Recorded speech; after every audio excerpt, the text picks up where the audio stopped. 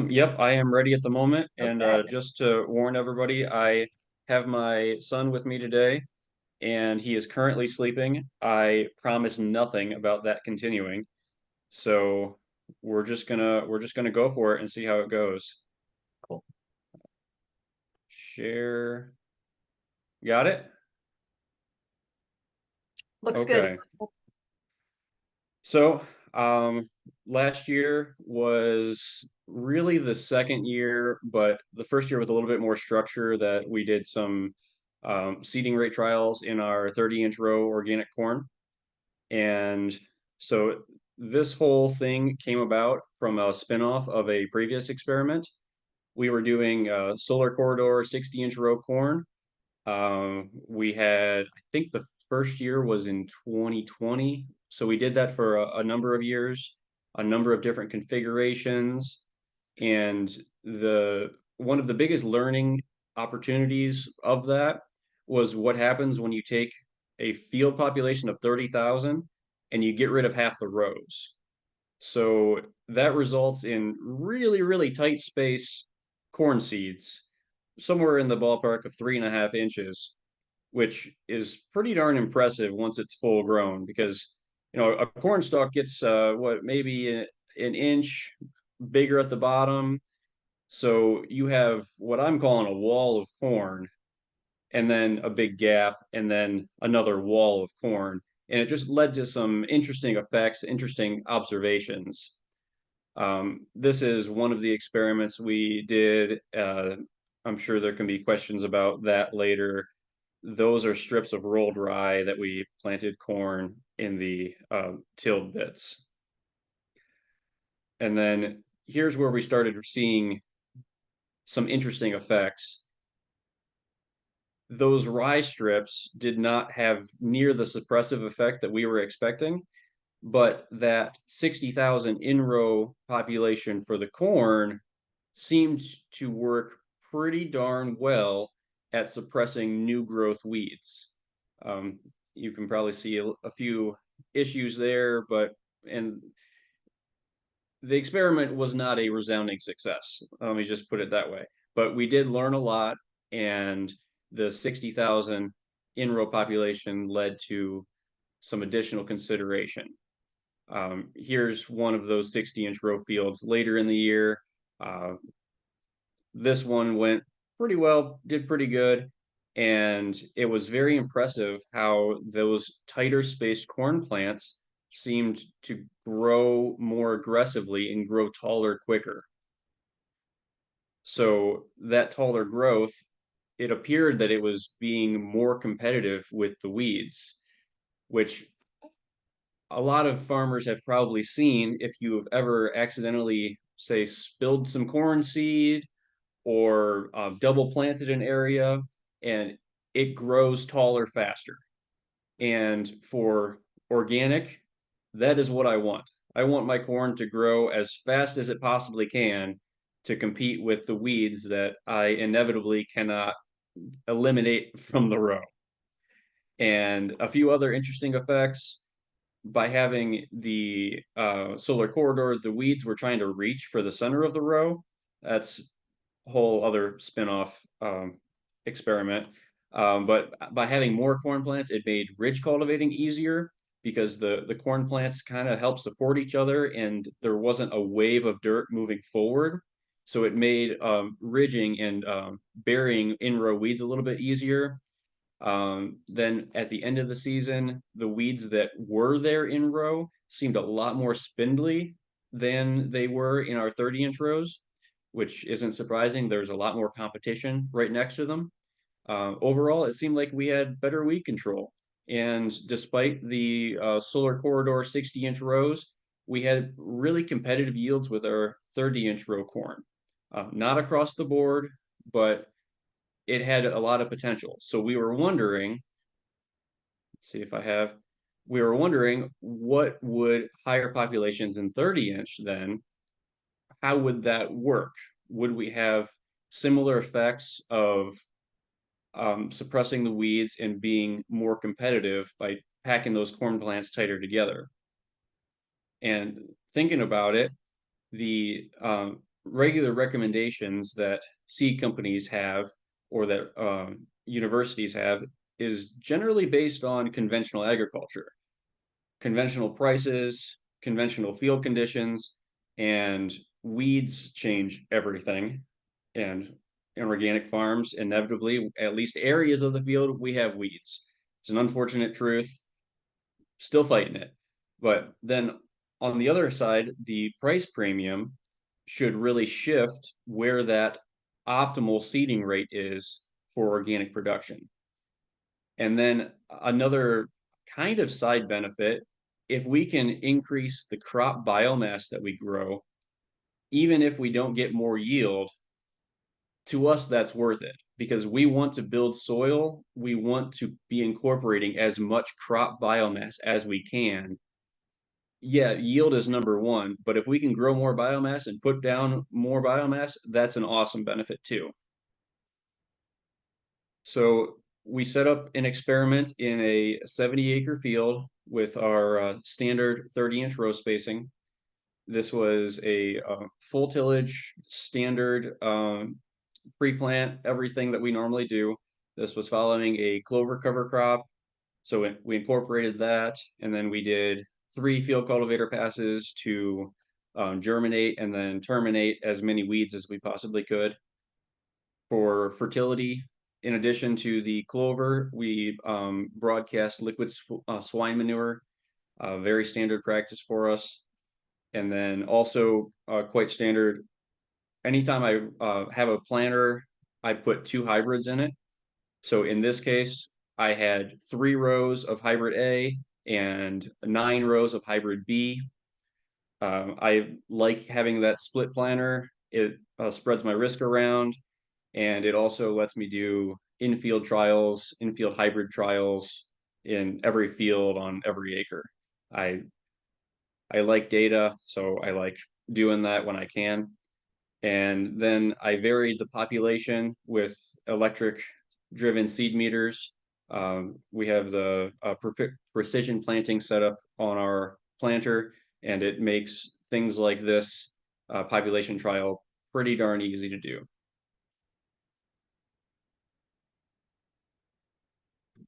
Oh, I just noticed I have a typo in there. It should be 30,000 for hybrid A and 38,000 for hybrid B. Sorry about that. But then I randomly assigned a varied population off of that baseline for an entire field length pass. I had minus 20, minus 10, plus 10, plus 20. And so for 30,000, you would have, let's see, 24, 27, 30, 33, 36, whereas it varies in increments of 3,800 for the other hybrid. So I was working entirely off of percentages with the pretty significantly different baseline populations for that full flex versus the fully determinate hybrid. I guess that was just a personal preference for the experiment design. There are pros and cons to doing it. I could have incremented them all by 3,000 instead of by percentages. I had reasons, but this is how I ended up doing it. Then the planning records were kept automatically with the in-cab monitor. It makes it pretty easy to turn around on the headlands, change the population, and then just plant. It records it, and you get to the other end and you reset it back to the baseline or to the next trial, as the case may be. Eli, did you mark them physically at all so you kind of knew what you were looking at while you were going through the field later? Or No, I did not. And that was partially intentional. Well, for one, it is more work, but I did not want any subsequent cultivation or flame cultivation passes to be influenced by what trial was what. Cool. So by having it entirely blind to honestly me, by the time I was done, I'd forgotten. But also my dad did not know where was what, so we had no tendency to, flame cultivate more heavily on where we thought it was going to be needed or anything like that. Um, then going back to harvest, I made sure to harvest such that the combine 6-row header aligned with the rows that I had planted. So in this case, because I planted 3 and 9, I had to be offset by 3 rows when I harvested. Um, if I'd split it all half and half, 6 and 6, it would have been a lot easier. But long story, ended up 9 and 3. But the harvest records are kept automatically with the combine monitor. Then no additional data was collected, and I postseason overlaid the planting population map with the harvest map. And so I would pretty much be doing all of that stuff anyway, with importing all of the planting and harvest records into software, mainly for record keeping, because I don't always have trials going on like this, but I do generally have hybrid side-by-side trials. So most of this data keeping and at least service level analysis I would be doing anyway. So here is a map of the field with the 2 different hybrids and the numerous different populations. It looks quite funny because the 3 rows are a much lower population, which puts them in a different part of the color scale, and it's rather hard to decipher, but you can see I had a couple of strips of very high population that's over 43,000. And then it's hard to see it, but there are a couple of strips where the hybrid A was at a very low population. And most of I should have done it a little bit better, and I should have had a more even number of the different trials, but I was afraid of going too high because I thought it was going to be an absolute disaster. So most of my trials were in that plus and minus 10%. So I only had a couple in the plus and minus 20. If I were doing it again, I would have gone ahead and done more in the plus and minus 20 just to have more sound data across the board. But I got a little bit gun shy there.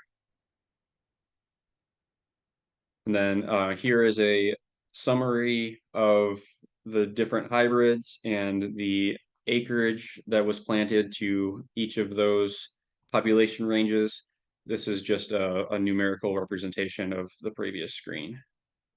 So you can see the majority of those fields or the area was planted to the baseline population of 30,000 for hybrid A and 38,000 for hybrid B.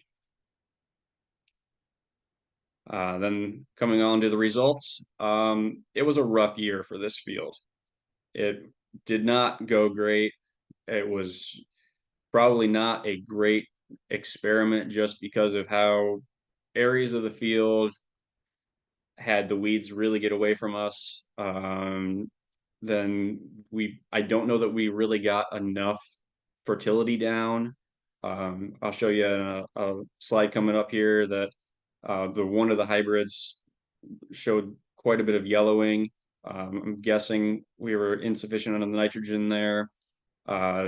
Drainage issues, just kind of across the board, made some really messy data. But that's how it goes. So here's a little bit of aerial photography of that field. You can see those yellow patches. You can see the striations running horizontally there of the narrow bands are the lower population corn, baseline again 30,000, and it's much darker green than the higher baseline population 38,000. So from the pictures, I would guess that we could have used a little bit more nitrogen to really bring out the potential of that higher baseline population, hybrid B. And you can also see there are zones of extreme weed pressure up at the top of your screen here. This is generally giant ragweed. And then we have a little sand knoll here with giant ragweed. And if you can see it from the air like this, that's not good. That's not good at all. We also have some effects going on here with the region in the bottom left that had some drainage problems. So experiments at scale are great, but man, it makes some messy data when you have things going on like the regional soil variability, the drainage variability. It's messy. And here's the other end of the field. And this part on this would be the far south end of the field. That was absolutely horrible. We were afraid we weren't going to be able to get it to go through the corn header with giant ragweed. So uh, not very proud of how this field went this year, but it went and it's over with. And here's how it did. So here's the yield map of the field. You can pretty clearly see a correlation between the zones that I was showing the ragweed pressure from the aerial photos and the yield. And it's not a good correlation. Ragweed is hard on yield if we didn't all already know that. But the interesting observation is that the yellow, let's see if I can go back here, the yellow strips of the higher population actually out yielded the other. So despite what it looked like from the air, I thought we were going to be looking at some pretty bad corn. The higher baseline population actually did better. Let's see if I can. So that is a very, very messy data. A summary of the whole field really doesn't reveal anything useful. The headlands are always a complicating factor. The extreme variability in region just makes it really messy and I don't think very useful data. So I tried to zoom in and look at a more specific region, and you can kind of see this bluish square here that includes the highest population trial as well as a okay cross section of the other ones. And if you do that, this is the result. So let's see if I can minimize that. All right. So looking at hybrid A, this was baseline 30,000. The highest population was at that 30,000 and kind of flat, maybe falling off a little bit on the top end. And then over here, hybrid B, baseline 38,000, fairly flat, but it looks like it's trending up at the top end population. And then if we go and take another region, looking at the weediest region of the field, that was that south end that I didn't think was going to be able to be harvested. Again, terrible aerial photo.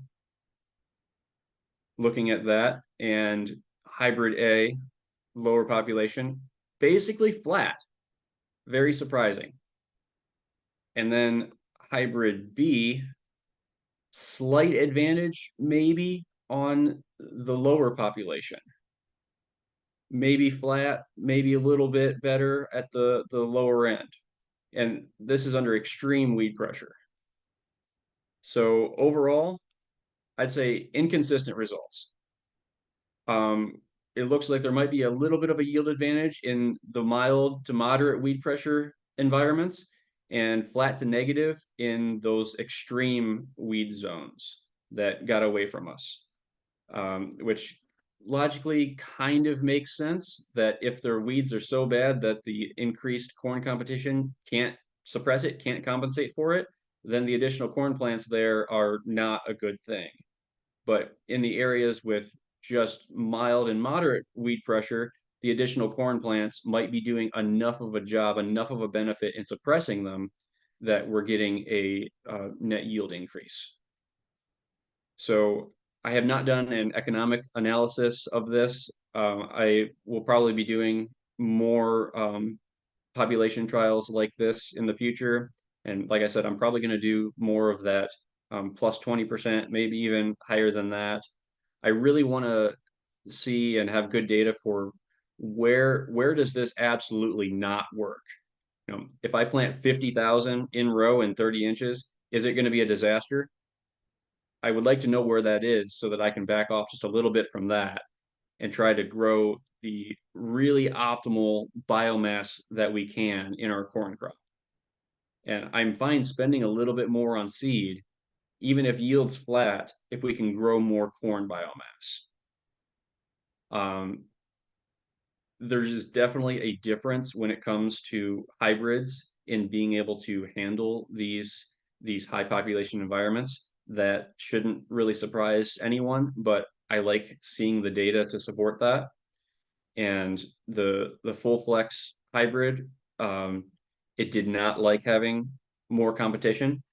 And even if it was more competitive with the weeds, the corn plant itself just could not produce more more kernels per acre under that environment. Whereas the determinant one, that I had actually found and intentionally selected back when I was doing the 60-inch rows, that one seems much better adapted to having those really tight spacings, and it doesn't suffer in yield. So it looks like there can be a net benefit from weed suppressive effect and not reduced kernel size or ear size. Um, Overall, I think that these increased populations could be something that could easily be done to help suppress weeds in corn rows. It's very clearly not a silver bullet, but it's easy and it's fairly inexpensive, and there's not much downside. I don't see where the yield's falling off really hard, and there might be an increase of a chance for benefit. So we are planting a lot of that baseline 38,000 population. And if even if I could just get that up to 40, maybe 42, just to gamble that we're going to have a little bit of a benefit, I think it's worthwhile. And that's what I would like to prove, to show, which this is where OSU comes in with the recent grant submission to make this happen and to study this on a broader scale and a bit more scientifically. Um, and then we're going to be doing more similar trials on our farm. And we would like to have more data collection of the other indicators like the biomass. So a lot more to be done here, but I think there are some promising results. Definitely not, really clear cut. We shouldn't all be jumping out and planting 45,000 in our 30-inch rows, but there's room for benefit there, I think. Let's see. I guess any questions, or do you want me to, Cassie, you want me to turn it over to you for the discussion about the submission? Let's take some questions first. Okay. Yeah, Deb, go ahead. Oh, I should have raised my virtual hand. Sorry. can- Yeah, are any of the organic breeding companies working on this at all, Eli, that you know of, looking at higher populations in their small plots and that sort of thing, where you've got a much more controlled environment? That's a great question, and not that I am aware of. I would think that it would be beneficial for them to be able to sell more seed if they can Right. show that higher populations are good and beneficial. Um, it kind of logically makes sense because the way the agronomic versus economic yield curves, population curves work out, that higher population in organic makes sense. But from what I've seen, the recommended planting population for organic is the same as conventional, Mm-hmm. which I expect that's going to change, but we'll see. Mm-hmm. Yeah, I'm anxious to hear about the grant submission, but I would encourage you, if you even a little bit of extra money, maybe I forget 2,500 or so, could be helpful to submit this next year to OFRS on farm trials. I think you would have with your, with this background information that you've done already, I think you'd have a pretty high chance of getting some extra money there. And you would also have, quote, scientific advice that came with, with the money, which is worth quite a bit too, in terms of how to set it up. Just a little tip. I would have to recuse myself from reviewing such proposal if you did submit, but based on what I've seen in that competition this year, this would be excellent submission. Oh, thank you. And they're easy. They're real easy. Nothing like probably what you've been through with Cassie. Yeah, he's seen the worst. Yeah. Bridget, I saw you had your hand up. I did. I don't know. Can you hear me? Can you see me? I'm not real sure. Yep. Okay. So I do know that Albert Lee, which has Blue River and Viking, they do population for their varieties as well. I could reach out to them, get some data. Some of it is on their website. It'll tell you low population, high population as far as yields, but I don't know if there's anything to do with like the biomass or anything. We've done our own, which is I started to type that in, but decided I didn't want to type that much, so I raised my hand. But we've done our own, and we've done 36,500 all the way up to 44,000. And when no matter the variety, the farm, after 42,000, we didn't see any difference. It kind of staggered. But we did see a difference at like the 36,500 or whatever it was. There was like a big drag on that yield. So that was just our own on farm. But we've been, especially with the price of seed going up and price of corn going down, we've been doing it for the last couple of years. So that's my 2 cents. Bridget, did you see some problems with fertility as well, like Eli was describing? I came in a little late on that. What was he? So Let me like, see if I can jump yeah. back to right here. Hey, I got it. So the dark bands you can see in the screen here, those are 30,000 baseline population. And then the lighter green, those are 38,000. So it looks to me like we're not fully utilizing the potential of the 38,000 higher population. It looks like we're running out of nitrogen probably. And so we probably could have upped the applied fertility to really maximize the yield potential of that higher population, which makes sense. And I probably should add too, like we always have cover crop on, obviously, or some clover, but we don't use chicken manure or anything else. We do our compost in front of, most of the time it's in front of corn, but and then working it in, but we don't side dress or furrow any type of inputs on that. So are you guys putting anything on your corn, or? We're using liquid swine manure pre-plant. Okay. So yes. We had a cover crop or a clover cover crop ahead of this field, and then liquid swine manure would be the input that we could vary to change how much nitrogen and phosphorus was available there. Okay. Yeah, so we haven't done anything with an input other than just using like our leachate and our planting water or something like that, but not as an actual nitrogen source. So it'd be interesting to see.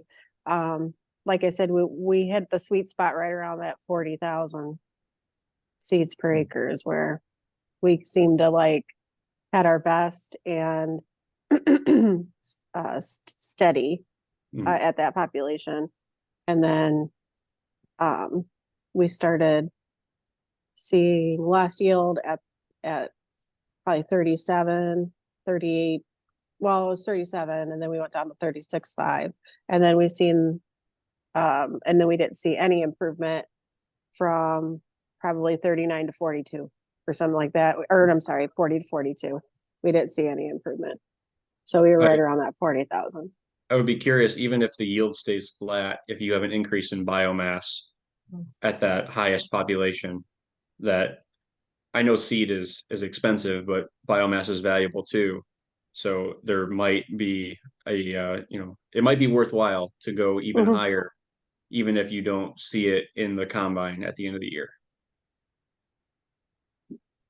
Yeah, Just I agree. question going forward. Yep. Great. Got another hand up. Is it Steve? I don't know. Yeah, thanks, Eli. This is Steve Edward with Amanda Hanger. So I had three questions. One, did I get the notes right that the full flex ear did not do as well at higher populations? That's one. And then the other was how long is your clover crop in before the corn? And The clover crop was let me make sure I'm pretty sure I have this right, that the clover crop was frost seeded into the wheat the previous year. So it was only there for what would that be? 14 months from planting. right, So it was not left for an entire season. right. And that's the And medium red. yeah, well, I actually planted a blend of 3 different clovers. But yes, the majority of the field is medium red. About 60% of the blend. And then And you've done away with the 60-inch rows. You're not for now. So I have a little one now, and 60-inch rows are a lot of work. And we had to either double down on doing 60s and build the equipment to support that, or scale back and work on other things. And unfortunately, we have chosen to scale back and work on other things. I think the 60-inch rows has a lot of merit. And if we were starting from scratch, building equipment or getting suited to do either row spacing, we would really consider doing 60s with let me see if I can jump back to slide 2, 3. There we go.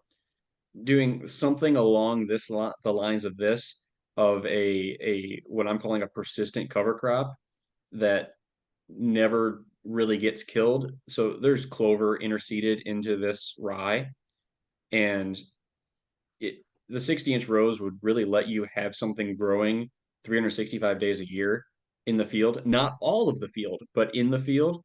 And I think that there are some real benefits, soil benefits to doing that, but we didn't have the 30-foot plus equipment to make that all happen. And so just a workload standpoint, we have not done 60s this year. Well, I really appreciate you all doing this stuff. I mean, you're doing the research at the risk of your income, and so if we're ever going to get things changed around, we've got to change that system or get some kind of subsidy to the people who are actually doing the real work, and get the results and the data without having to take personal losses. So the system's not really working as best as it could. So I hope we get more money into that kind of stuff and not so much into the other sort of imagery kind of stuff. But and then the flex ear, the full flex ear Yep. did not do better at higher populations. Correct. It did not. Great. In fact, it looks like it fell off a little bit at higher populations. It was somewhere between flat and falling off. My, I guess, intuition and anecdotal observation would be that the higher population does still help suppress weeds, but that the full flex can't handle the additional competition. It just can't handle that environment. So in a net outcome, it was flat to falling off, even if it did have weed suppression effects.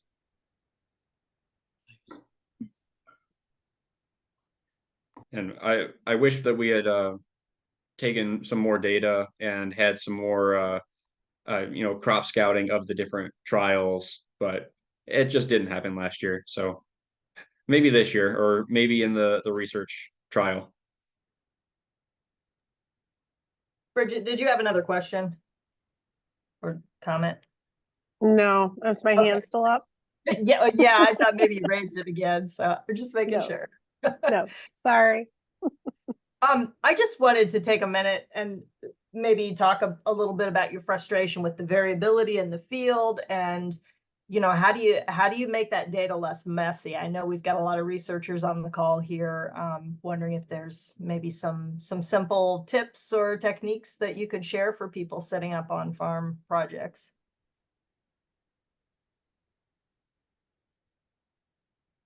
See if I can. There we go. Let's make sense of that. Yeah. I mean, I kind of like how you focused in on an area that did well and an area that had like the extreme weed pressure. I thought that was Mhm. pretty good, but Yeah, it's quite nice the way that the software works, that you can zoom in on those areas and just do the region reports on those areas, but Mhm. it's still just so difficult to isolate the variable that I was trying to control from all of the other, soil, fertility, weed pressure, all of the other variability in an at-scale trial like this.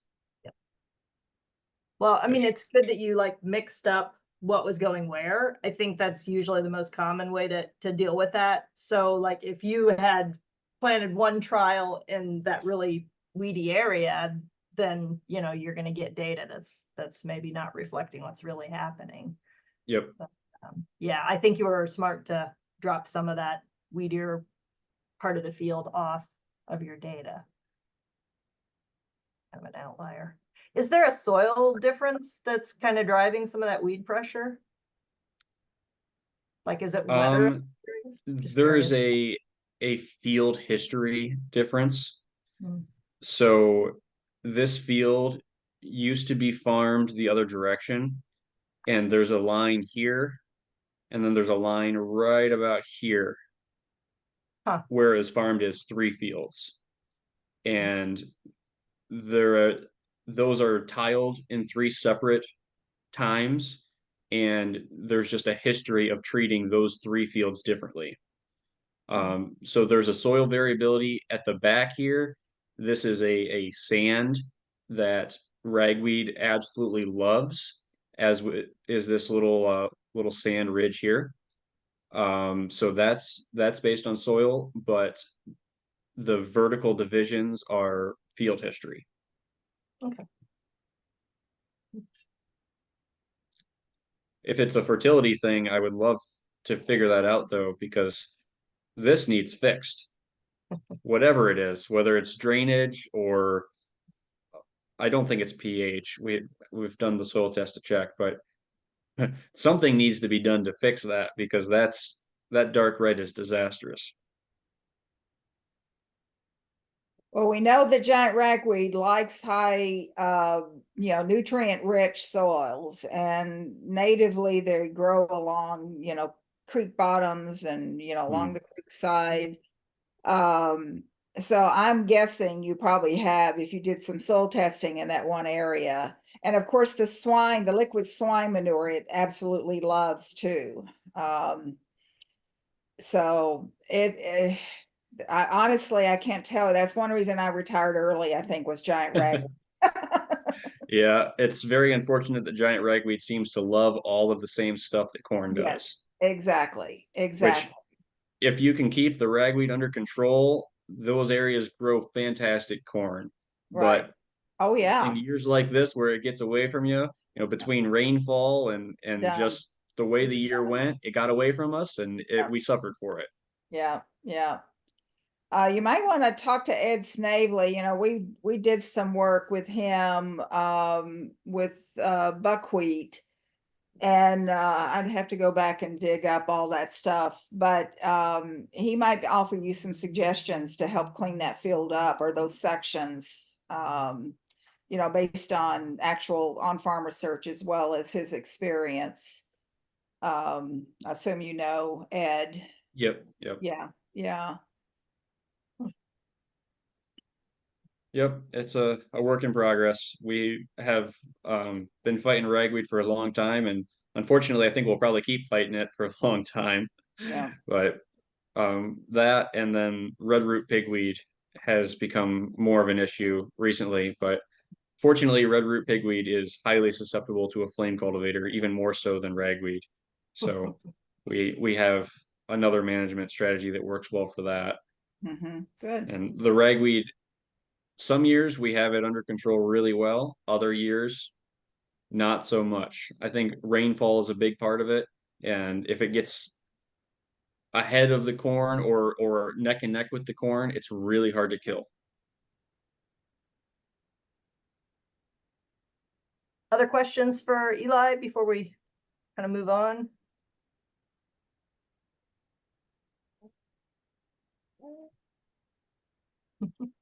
Uh-oh, here Jack's waking up. He's doing good. Yeah, he Doing is. real good. Yeah. All right, awesome. Well, we can come back to Eli's slides if somebody has another question coming up, but I'm going to share quick and talk a little bit about where this went with us. All right, everybody seeing this long title? All right, so this is exciting to report. We did put in an OREI grant proposal last year and again this year. So we got some feedback from the committee, from the review committee, and we're able to do some modifications on this and also add some of the work Eli has done into the grant proposal. This is where we'd like to go with a lot of these relationships we're building with this group. So it's very exciting to take work and questions and observations that are happening out in the field and kind of turn them into a focused funded research project. So you can see the long title here. We're looking at not just the impact of seeding rates, but also row spacing and different varieties. And we're looking at how those impact in-row weed pressure, as well as yield and economic returns. And we're doing this both on station and on farm, which I think is important. I mean, on this call, we had two farmers that have done some trialing on this and both had different experiences. So it's nice to have several on-farm partners and to look at your research question in a variety of ways, and a variety of management styles and soil types and all of that stuff that is going to impact your results. I've got the research team listed here. If this does get funded, we will be looking for some additional farms to work on and partner with. And I will say, we're not just going to show up and collect some data. We really do want the farmers to be a part of this study and to work with us and to help us interpret what we're seeing in the field and what the numbers are telling us. So fingers crossed. This is just a quick layout for you visual people. And it just shows, you know, one of the beautiful things about doing an on-station project is you can get a little bit more complicated. So this one on the right, the on-station layout, I would not ask a farmer to do. So it's a lot of extra management and work. But we can keep things a little more simpler, including the on-farm portion of this, but also get some different backgrounds and a variety of sites. So that's hopefully helpful. And then just a quick rundown of the project. On station, we're looking at 5 seeding rates. We're going to try the 30 and 60-inch row spacing, and we'll be trying 2 varieties with the differences like Eli was describing. And the on-farm ones, those experiments will be 5 seeding rates and 1 variety. So just kind of keeping them a little more simpler. If somebody wants to do more, they could, but that's kind of the bare minimum. And then on measurements, we'll be measuring the amount of light that's reaching the ground and helping those weeds to maybe blossom. We'll be measuring the weed pressure, soil nitrogen. On station only, we're going to look at vomitoxin rates.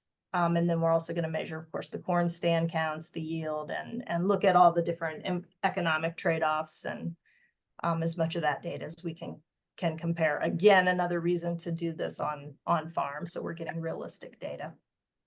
And then also exciting to me, we have a few new weed science folks joining us at Ohio State, and they jumped on this grant proposal. And they're also going to use this as an opportunity to compare some different ways of monitoring weeds.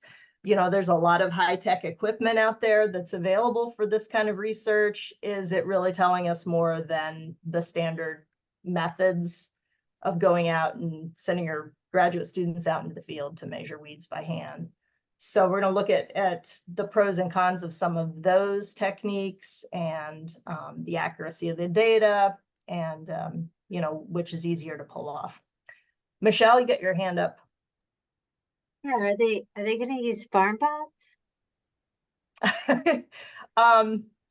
Just curious. Somewhat. So there's some video monitoring, and I don't think there's any drones involved, but yeah, there could be, maybe on station. I don't think that's something we do on farm.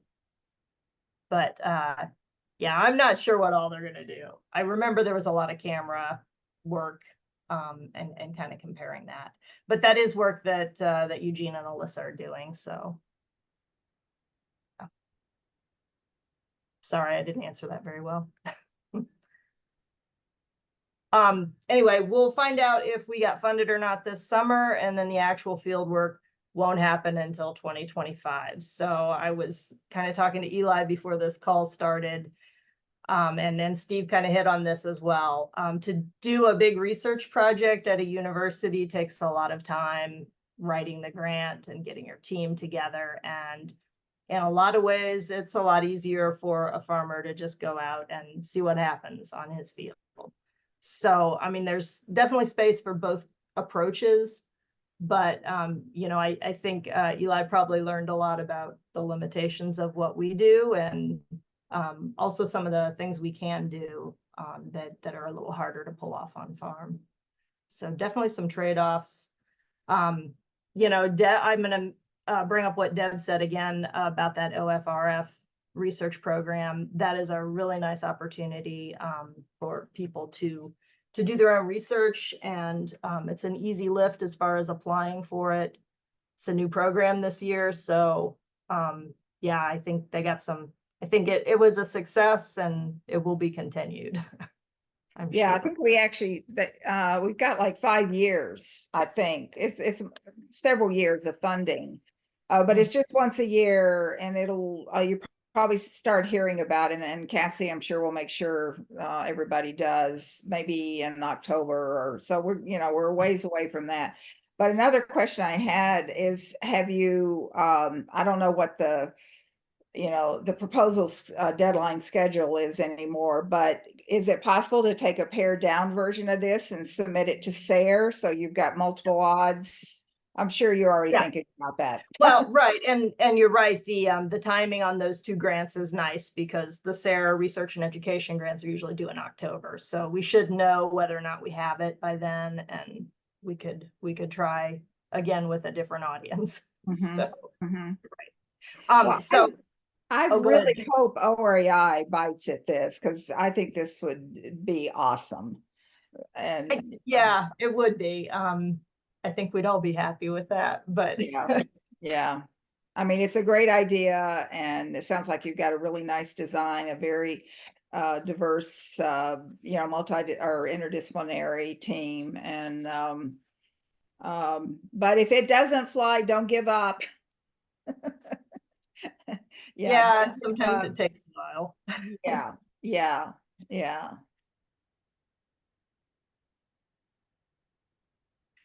So speaking of SARE, they also have a farmer rancher grant series that's specifically for farmers. Cuts out the university people unless you want us involved. We're also happy to advise, and one of the reasons for this network is to try to help put you in touch with the kind of people that can help you and answer some technical questions. But I'm going to stop sharing. Other questions, comments, wild ideas? For those of us that weren't able to make the workshop, how did it go? And what kind of are some highlights? Small attendance, but great A rough discussion. day. Yeah, it was really fun.